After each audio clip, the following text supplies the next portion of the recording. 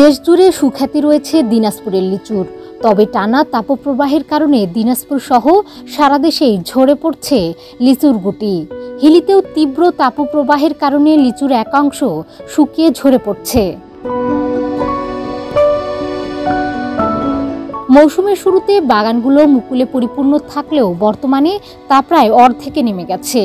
প্রকৃতির বিরূপ আচরণে বাগানি ও কৃষকরা অনেক চেষ্টা করেও থামাতে পারছেন না গুটি ঝরা। একই অবস্থা আমের ক্ষেত্রেও।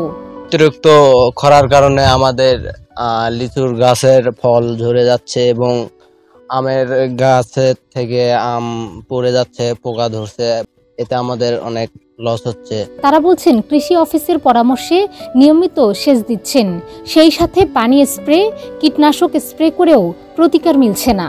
এ তো বাগানে প্রত্যেকদিন আমরা পানি মারতেছি, ফল ঠিকতেছে না, ঝরে ঝরে যাচ্ছে লিচুর। এখন হয়তো বাগান মালিক আইছে পরিদর্শন করার জন্য।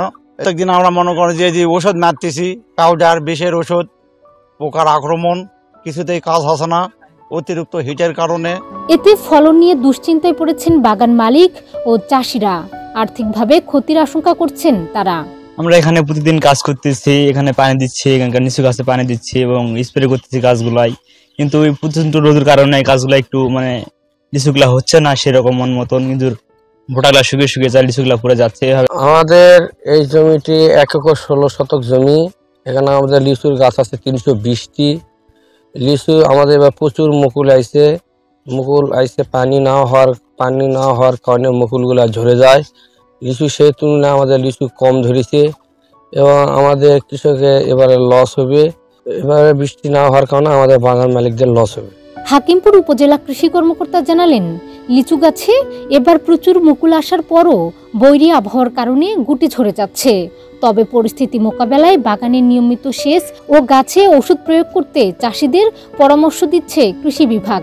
বিগত 25 থেকে 30 দিন যাবত কিন্তু তাপপ্রবাহ চলছে। তো তাপপ্রবাহের কারণে আমাদের যেটা পরামর্শ, শুধু লিচু না, সকল ফসলের ক্ষেত্রে বাগানগুলোতে পানি স্প্রে করেন। যেহেতু তাপটা অনেক বেশি, 2 থেকে 3 দিনের মধ্যে একটা বৃষ্টিপাত হওয়ার সম্ভাবনা আছে।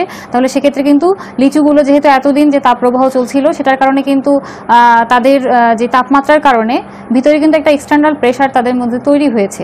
তো এটা থেকে আমাদেরকে মিনিমাইজ করার জন্য আমরা ওই যে পানির যে পরামর্শটা দিচ্ছি, সঙ্গে সঙ্গে বোরন, সলুবল বোরন, একটা লিকুইড বোরন পাওয়া যায়, সেটা কিন্তু স্প্রে করার আমরা পরামর্শ দিচ্ছি যাতে ফলটা ফেটে না যায়।